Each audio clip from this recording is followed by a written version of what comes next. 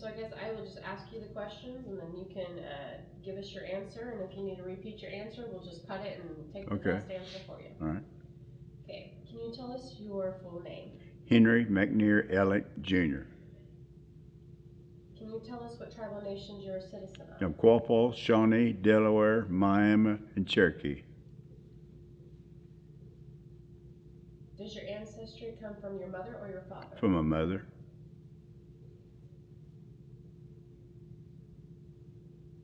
What were your parents' names? Henry Ellick, nickname Shine, and my mother's name was Cecilia Ellick. Called her Aunt Seal, Aunt Seal all the time.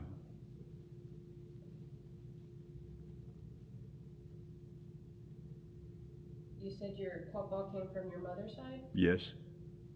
Uh, what was she like? She was a great lady. She never complained, ever. So consequently, I've learned that from her. Like right now, I've got a broken leg that I fell in January, but nobody don't know it. Don't let nobody know it. But that's the way that's the way we were taught. You know, just take care of it and go on. You can hurt here, you can go over there and do whatever you got to do over there also. So that's why I've always carried myself. And she taught me a lot. She was the head cook right here. Her and my Aunt Maud, they cooked and taught all the young girls how to cook Indian meals, feasts. And they've learned a lot, and they always come and tell me, your mama taught me this. So that was my memory of her.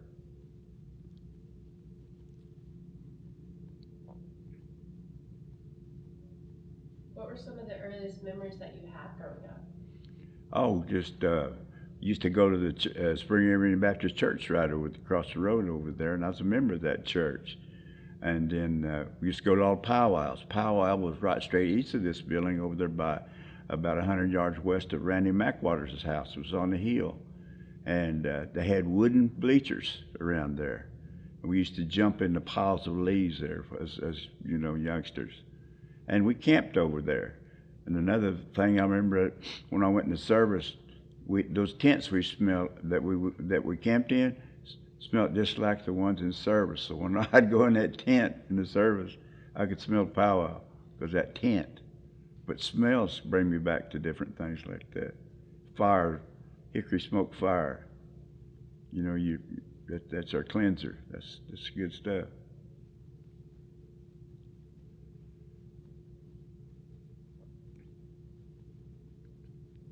Do you remember about how old you were for your first memory of when you attended the powwow? I don't really remember that because I've only missed two in my life. That's once when I was in Germany and once when I was in Vietnam when I was during service. But I've always attended powwows, if over here or down below the hill now, but what you call Beaver Springs now.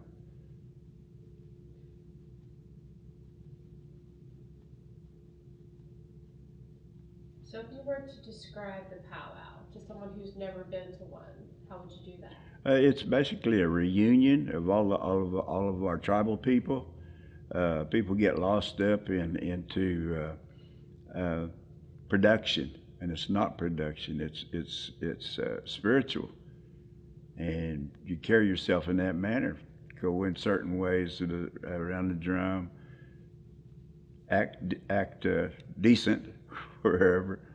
Uh, and just that's your way of life. That's your culture, and you're passing on your culture by attending these powwows and visiting with people and talking to your children, telling them why they're doing this, why are they doing that. So, How would you visually describe a powwow to someone who's never seen one? it's a lot of different tribes from all over the nation, United States, attend these powwows. Uh, so and they've got their different tribal dress that they wear. We all got the same music basically, but they all dress and you got different dancers that dance different dances, two step or war dance or jingle dance. The girls do jingle dance, shawl dancing, and our particular powwow runs for 4 days, so it's a big reunion. So a lot of people come back to visit.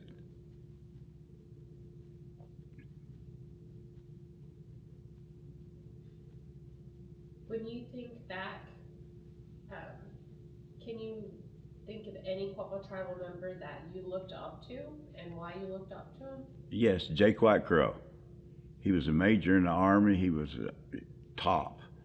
He talked like this. You know, where his voice. Here, you need to come and do this. So and he was an example. And everywhere he went, he could foresee the future. He would talk about something overseas or somewhere, and it would become right. It would appear from what he said. He was the first he could see, and that's what I've got to train myself to do. In fact, I used to be business manager here, and a lot of my stuff got shot down because I was seeing the future, and everybody wasn't ready to progress. So, that's why I still follow Jake. And I have another person by the name of Crosland Smith. He's a medicine man. He just passed away last week. And he's telling me when he first saw me, I was working at Seneca Indian School, and we was working with the kids there. And he said, when you work, whenever you do a job or throughout your life, you have to develop a philosophy. And he said that philosophy is to do the best you can at whatever you do. And so that's where I carry myself, is to do the best I can do. Where you see me anywhere or whatever, I'm not going to be ragged or out of line. That's the way I think you should be raised. You should raise yourself. You raise by example. You raise your kids by example. They follow your example. Like my work ethic, I worked at Eastern State Hospital, mental health hospital, and I worked at Northeast Oklahoma Correction Center for 25 years, and for 10 years when I worked at Eastern State Hospital, I worked at Rotman Group Home, a group home. For 10 years, I worked 7 days a week. So I liked that type of work. It wasn't work. If you like something, it's not work. It's fun. But I like rowdy people.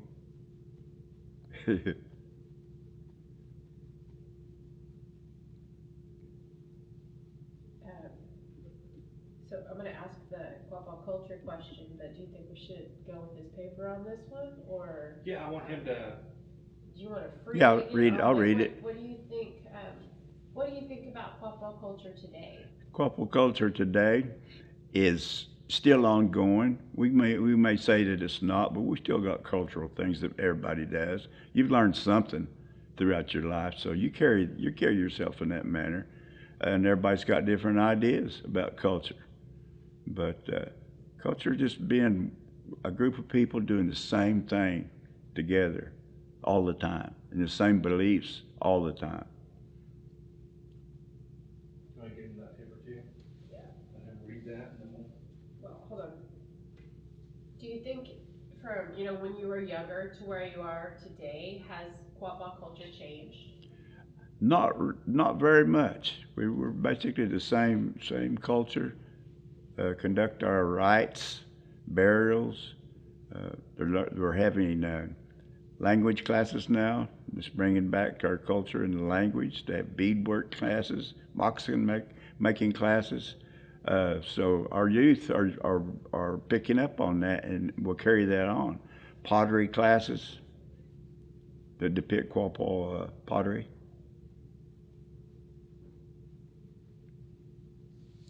I'll go ahead and give this to you. I'm going to Okay. go ahead and read it for us All right. because it's good. This is what I describe as the culture. Race refers to people, bodies that they look like on the outside. Culture will refer more to what's in their minds, how they think alike about the important things in life, important actions, how to make a living, how to raise children, how to treat others in the group, and what to believe about God and the world. All these important actions taken together as a total make up a culture. Culture is a total way of life of a people. Culture is the people of a group doing the important things the same way.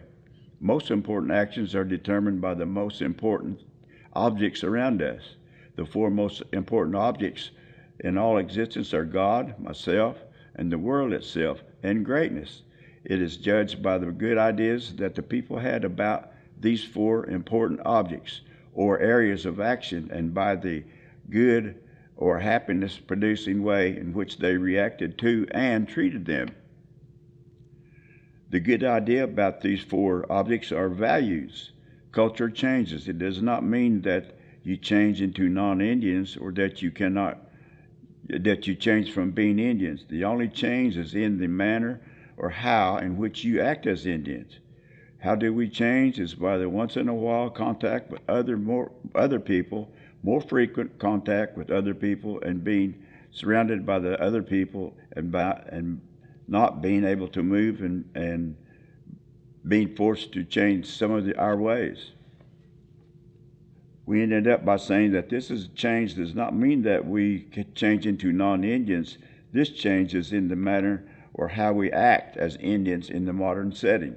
And in this matter of learning how to act as modern Indians, we become, as a result, more Indian than ever. Beautiful. That'd be really good for like a voiceover. Yeah, that's You what I know was what I thinking. mean? You Just will. hearing his voice and reading it. Going back to the powwow for a minute, you said you'd had it when it was in a different location, but in your words, how has the powwow changed from when you were a little kid to where you're at today? It's basically pretty much the same. We have July the 4th, 4th, 5th, 6th, or 1st, 2nd, 3rd, and 4th, whatever. It's the 4 days, and everybody it's known throughout all our tribe. That's when the powwow. You describe the powwow. You want somebody to come to it to say the 4th, because you're going to be here on the 4th. But it'll always be there. It has always been there. We've got different people that run the powwow from year to year, and you may not like what they do or whatever.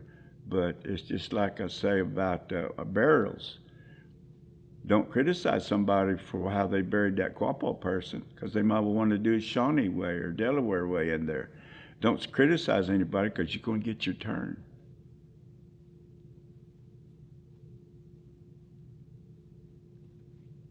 Are there any other memories that stand out to you that you'd like to share? Uh, just powwows in general. Being Indian, getting recognized from that. The people in our area around here were all affiliated integrated, I guess you'd say.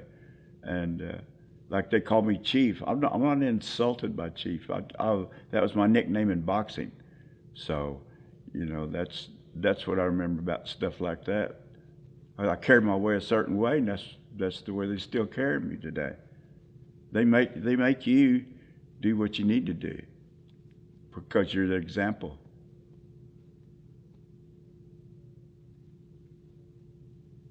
As O-Gah-Pah, how do you think we can keep our tribal nation alive and moving in the right direction? By having groups, by having, like right now, I'm in a drums singing, beating the drum, learning the songs, and passing on that like that. Get the right beat. We've all listened to that music, but you come to this class, you really get into how many beats there are, and the sounds, and the words. What does it mean? And that's one thing that really carries on the culture. Beating, making regalia, Right. anything along those lines that pertain to Quapaw. I'm going to ask you if you know anything specific about any of that craftsmanship. Uh, we have a game we call dice game, Indian dice. My uncles used to make these. You had counters and you had main scoring in your. Now I can't get mixed up here. You're going to start over again. Start over again. Let me see. Scratch that. We had a door anyway. Yeah. But one of the cultural things that I picked up was from my uncles and something they did with their hands, and that's make Indian dice. It's ongoing, and I made some. I've got some myself. And we back in their day, I lived next door to my grandma and everything, and they would play Indian dice out there under the tree. A bunch of us playing that Indian dice, so that's ongoing, talking and laughing. And an Indian, you look at him, and they're solemn face. They're a second from wanting to bust out and laugh. Everybody's fun wants to make you laugh or make you happy. They really are. They're not all that stoic. May look that way, but they're ready to laugh. So what is Indian dice made out of? You take a rib bone of a cow, dead cow. I was asked that question one time, and he said, "Where do you get those bones?" I said, "Well, you see a skinny cow, you watch him. Then when he finally goes away, you go get his ribs and make your dice out of them. You take the dice and you split it. The bone itself, the rib bone, split it. Then you make your circles for counters, or maybe the counter could be a buffalo, or it could be a crawdad or crawfish, I guess you don't call it. But different designs, sheep, anything. Boxing gloves, I got one friend of mine made me a set with boxing gloves on it as the two counters. But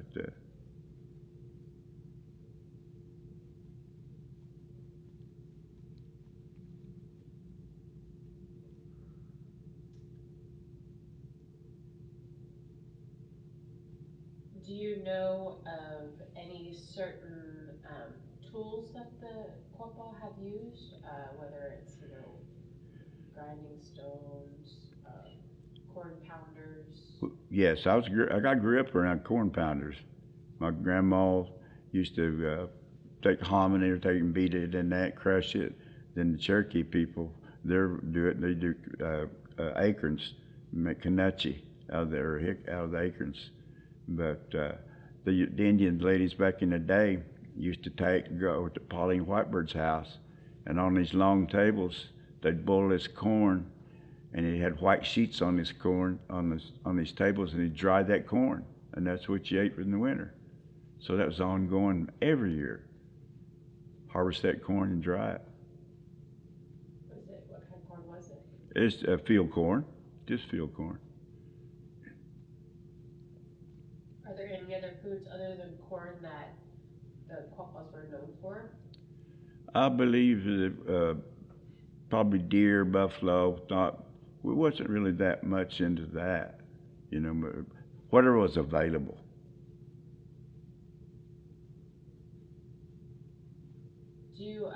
Were you told any stories, any Quapaw stories? Uh, we always told the stories about the little people that are around. A lot of people, not everybody's meant to see this. Last year, I was driving down the road and I heard a man over there right north of my house, and he was really crying. And I went and stopped my car, went over and talked, and got where I could talk to him. And he was having flashbacks from Afghanistan. And so I talked to him, and then I called the police because I didn't know what the crying was all about. Time the police got there was a little boy, had a red shirt on, blue jeans, walked around that church over there and disappeared. So I went around there later, and he wasn't there. I called my medicine man, Carlton Smith, I was speaking of. He said, that's his guardian. He's watching him. I said, well, I saw him. Now, my wife, she's non-Indian, and she didn't believe that stuff, but she does now. She saw the same little boy walk around that, and there's no other doors except where we were facing. So there's a lot of stuff like that going around here. My uncles them used to camp right down below the hill here, and they'd hear kids running up and down those roads right there, laughing.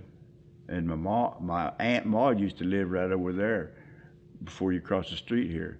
And she used to see kids on top of that O-Gah-Pah right straight north of here behind Blaylock's house, sitting up there playing. So, and my grandma, She lived down back in the day. She lived down in the lower ground down here to where the powwow is now, powwow grounds. They raised corn and stuff like that down there. And she told a story about she saw a woman down there on that bank, uh, had handkerchiefs in her hand waving them. She didn't have no head. But that's the story like she's told. So we was raised there. Then we go over to a spook light. We see that spook light. I've seen it several times. A lot of people don't see it. Again, I don't think everybody's meant to see certain things, so you won't see it. And again, I think it's the way you carry yourself. Are you entitled to know that? Or are you just rambunctious and want to make a story out of something? You know, instead of being truthful about who you are.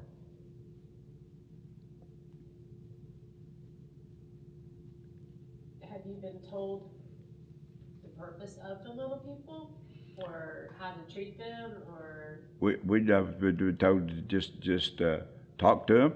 Don't be scared of them.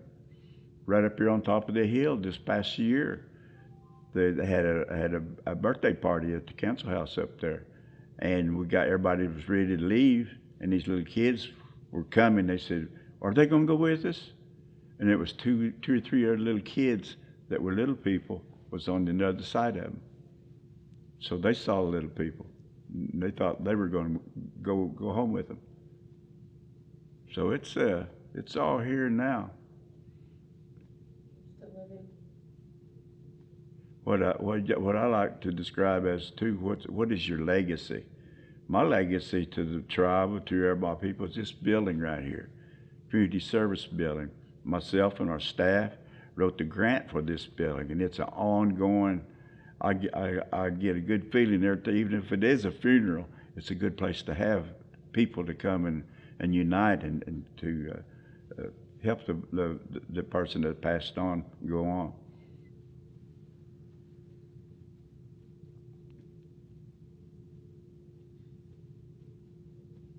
Were you taught any specific ways to raise children or to care for family? Just by example, you know. We knew is this like if I ever spanked my kids, it was three swats. Because I'm an old boxer and fighter, yeah, four would be on me. I'd be ready to hit you harder. So three smacks, and they knew it. And then all I had to say to my kids was, "Hey," that's it. They do what they need to do. They turned out to be good kids.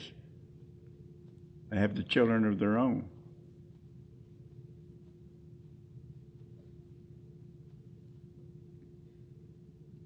What does O-Gah-Pah mean? O-Gah-Pah downstream people out of Arkansas up to the Mississippi River, up this way. Historically is what they call. There's a long history on that, on all of the migration of the other tribes besides Quapaws. What does it mean to you to be O-Gah-Pah? Pardon? What does it mean to you? Quapaw means, you know, the way I carry myself. People know me as they know I'm a Quapaw. They know that I live in Quapaw. You know, I think you sell that by how you act and behave.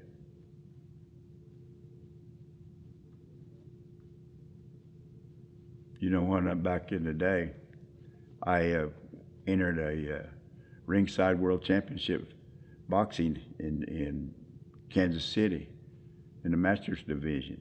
And in 2011, I won the world championship in that boxing event up there. And then before I went went by the graveyard and told Mom what I was going to do, my uncles, everybody, my weights when I went out, what I was going to do, my punching bags, what I was going to do. And when I come back, went back and told them I won. I won that world championship. But that's the way I carry myself. You take care of everything that you use. If it's an old weight laying on the ground, take care of it. You know, take care of what. That's your tools. That's your food. That's what gets you anywhere.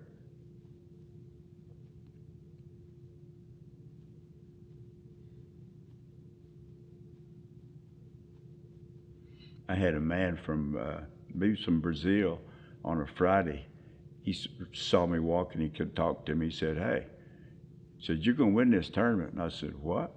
He said, "You'll win this tournament." I said, "Why?" He said, "You believe in God?" I said, "Yes, sir." He said, "You'll win this tournament." Didn't know me from anybody. He said, "I saw you fight," and he said, "You'll win." And I did. So, again, it's how you carry yourself and how people approach you.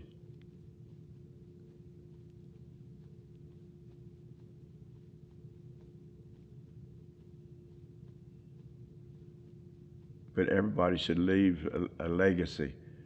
Everybody should have a legacy. What is your legacy when you leave here every day?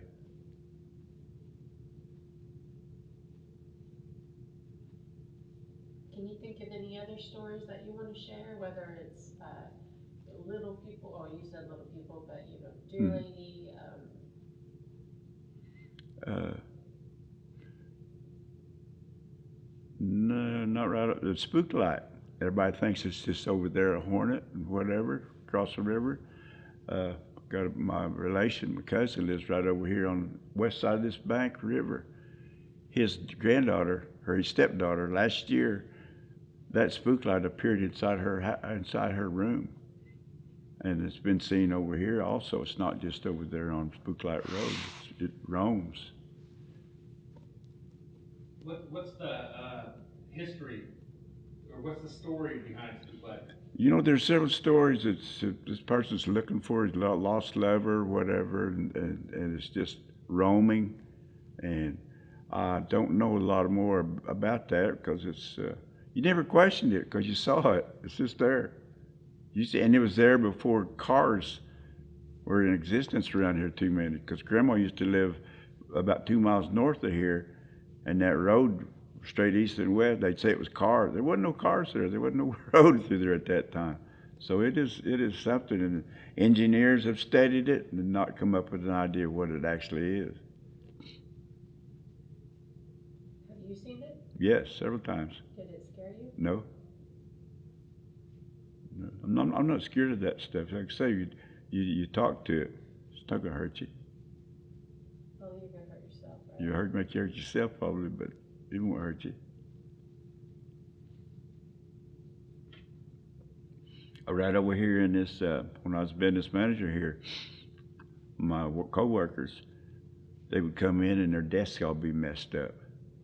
Candy would be over here, whatever. So there was a little boy they saw in there a long time ago, in that office over there, and he's still probably still in there. But they would see him at certain times, different times.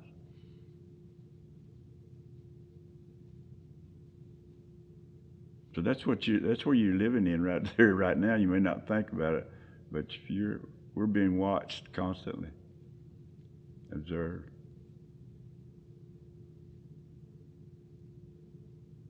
Was that it? Yeah, can you think of anything else? No, I think he covered quite a bit. You Even did. You did very well. yeah. Is there anything else you can think of that you might want to share that Uh, something laying on your heart? probably that I was a Baptist. I got baptized to that, so I have that religion, behind me. And consequently, when I was in Vietnam, I only did what I had to do. I knew that was unreasonable to do other things, but things like that controls your mind, how to conduct yourself, even in a war. So those are really, really powerful to me. That church, and right now, we've been doing it sweats, a lot of sweats, and Wakanda. It's a God. We put, it's not a guy in a white robe. It's just all the four areas, the four corners, the summer, the winter, the falls, all of that. That's God. That's every day. Something's different, controlled by the world, controlled by the planets and whatever.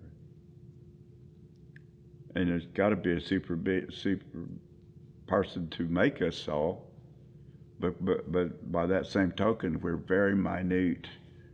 Bugs can replace arms and legs and whatever. We're very simple. Man is. We haven't progressed very much since the 1900s. We sure haven't.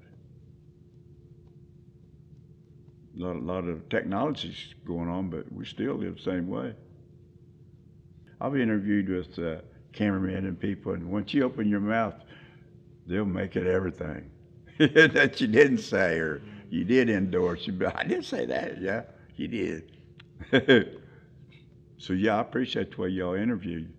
Listening is where you get your interview. Yeah, 100% agree.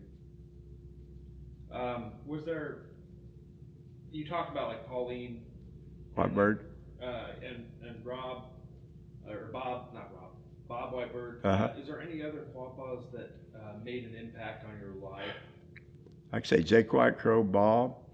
Uh, Basically, all those leaders did. You know, you gave them that credit. You know, they might not did everything for everybody, but they couldn't. And your knowledge, you know, a lot of you're not that educated, not they don't foresee the way out there, so they stifle you too when you do that. That's what they did to me. For I wanted to do more things as a business manager, and the old guard was old guard. It wasn't ready for that progress. And right now, where we're at, we're about to lose our culture because why? We're a business, not a culture anymore. It's very few cultures really hard. You got to really push this culture now because everybody wants money. And if you really live by your culture, you don't need all that money or whatever. You're just gonna spend it. Live the same way. You know, culture means what I read about a while ago. Your values, traditions. Live it every day, wherever you go. I don't have to put feathers on and everything to let people know I'm an Indian.